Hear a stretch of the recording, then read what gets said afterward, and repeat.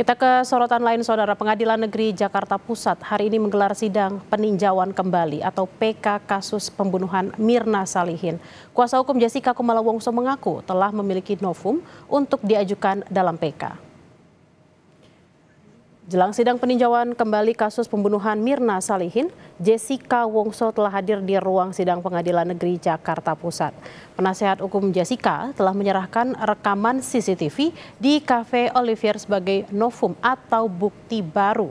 Penasehat hukum Jessica mengklaim rekaman CCTV ini sebagai rekaman yang utuh atau belum dipotong.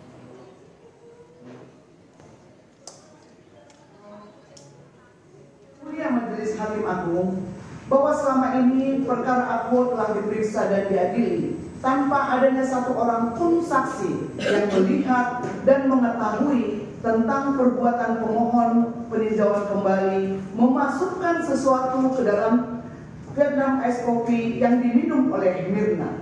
Adapun barang bukti yang sangat diandalkan oleh penuntut umum dalam perkara ini adalah rekaman CCTV yang ada di restoran Oliver. Bahwa dari awal kami telah menolak dan mempersoalkan bahwa sesungguhnya rekaman CCTV tersebut tidaklah sah menjadi alat bukti untuk bisa membuktikan sesuatu di dalam perkara ini. Kami menemukan satu bukti yang merupakan novum yang membuktikan bahwa ternyata ada potongan video yang merupakan bagian daripada rekaman CCTV yang selama ini tidak pernah ditampilkan di dalam persidangan.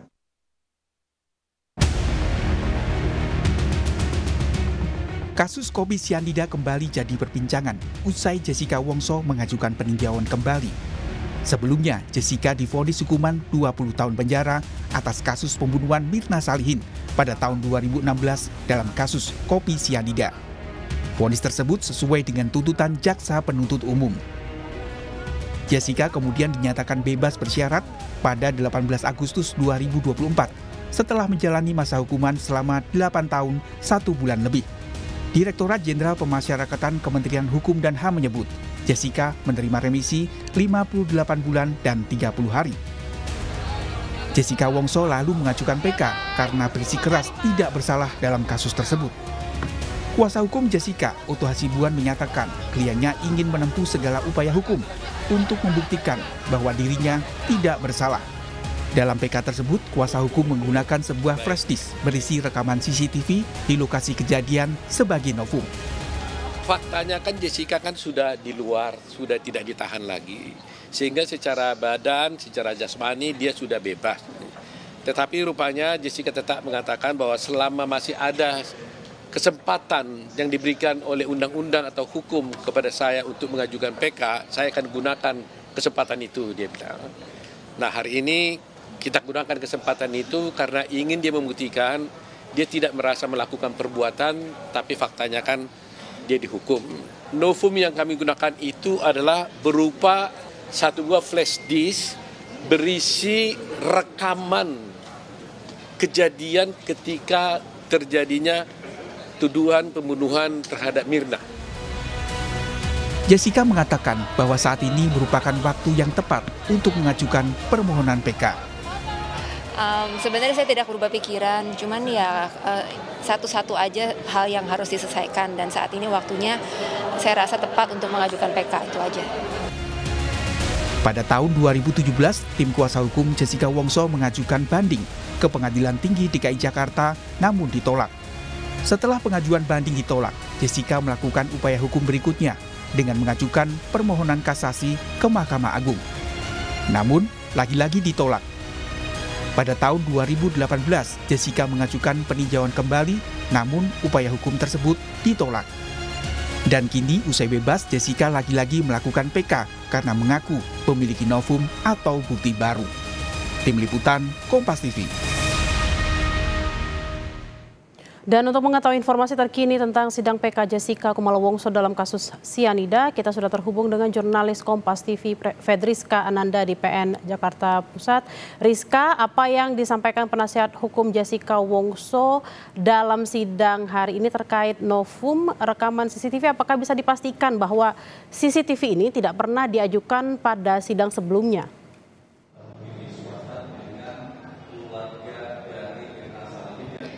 Ya, selamat siang Bella dan juga saudara. Dalam memori PK atau peninjauan kembali tadi dibacakan oleh tim penasihat hukum dari Jessica Kumala Wongso, ini sebetulnya ada 3 hal yang menjadi poin dari memori PK yang dibacakan tadi oleh penasihat hukum, di mana ini adalah terkait dengan novum ataupun bukti baru yang ditemukan oleh tim penasihat hukum terkait dengan rekaman CCTV yang diklaim ini secara utuh tidak dipotong begitu ya, yang tadi dikatakan ataupun disampaikan di dalam pembacaan memori peninjauan kembali, yang mana kemudian hasil CCTV ini ditemukan atas penelusuran dari tim penasihat hukum, di mana ini yang kemudian merasa curiga dengan keterangan dari ayah dari Wayan Mirna Salihin di dalam satu wawancara televisi swasta yang kemudian ditelusuri oleh tim penasihat hukum, sehingga kemudian ditemukanlah bahwa rekaman CCTV yang secara utuh yang kemudian dijadikan alat bukti oleh tim penasihat hukum pada pagi hari ini, di mana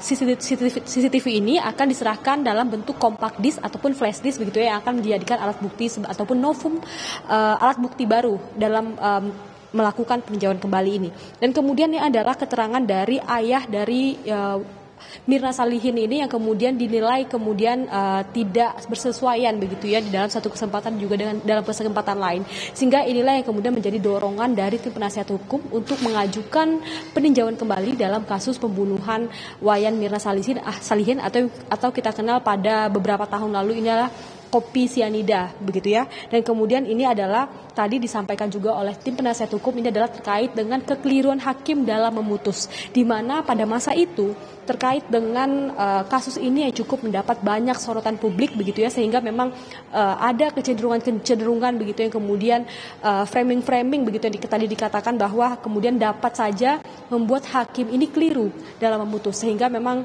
dalam memori peninjauan kembali yang tadi dibacakan oleh tim penasihat hukum tadi, secara garis besar 3 hal ini disampaikan ataupun dapat diringkas menjadi 3 poin yang tadi saya sebutkan, Bella.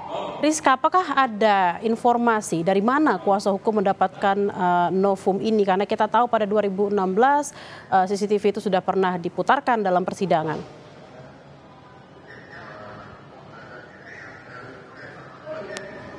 Ya, Bella, tadi saksi pembawa novum ini juga sudah dihadirkan di muka sidang. Ia merupakan seorang advokat juga ya, dan kemudian memang belum digali keterangannya terkait dari mana ia mendapatkan novum ataupun bukti baru ini. Namun sebetulnya Bella, pada pekan lalu sidang peninjauan kembali ini sempat ditunda ya, karena memang alat bukti sudah ada, namun saksi pembawa novum ini tidak ada, sehingga memang hakim merasa perlu untuk menyumpah atau saksi harus membacakan sumpah begitu terkait dengan keaslian dari novum yang ia bawa, sehingga memang tadi meskipun saksi ini sudah dihadirkan dalam muka sidang, namun memang belum sempat memberikan keterangan karena memang agenda pada hari ini adalah terkait dengan pembacaan memori peninjauan kembali, kemudian setelah itu akan ditanggapi begitu oleh tim kejaksaan, sehingga memang saat ini sidang juga masih berjalan. Kita masih menunggu terkait dengan apakah tim kejaksaan ini akan merespon saat langsung begitu terkait dengan memori peninjauan kembali yang telah dibacakan oleh tim penasihat hukum tadi, Bella. Rizka, Jessica sekarang sudah bebas bersyarat dan sudah pernah melakukan PK kurun 2017-2018. Lalu mengapa Jessica kembali mengajukan PK dan apa tuntutannya?